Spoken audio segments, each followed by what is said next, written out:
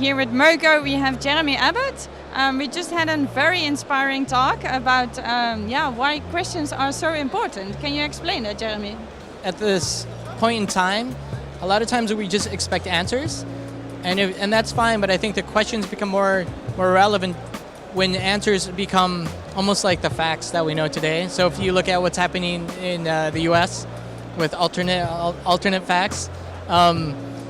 We don't really know what's happening. So I think to really move things forward, you have to question why we do things, and I think that's the bottom line. You have to question why is technology so important, and what's the underlying part of technology in our lives. And can you give us an example of a company who's doing this very well? I think any company that starts young is always questioning the status quo. So if you think about CM in general, I mean, they question, how can we get people together for parties? And they did it through SMS, through text, and they were questioning that, and they built something. And now, 17 years later, it's this thing that they have here now. How can you still have a questioning vibe in a company while you get bigger and bigger? Yeah, and that's the hard part. I think the bigger you get, the more process-oriented you become. And you see that with all companies like Bosch, like Google, like all big companies. I think the point there is to really have a really strong culture that really practices this idea of questioning things and being open. And it really comes down to creative confidence, which means if you reflect back to being a child, like a student in school, all students and kids ask questions. But at some point, you stop asking questions. So I think you have to have a culture that inherently embraces this idea of creative confidence and this idea of questioning things. I think that's the key.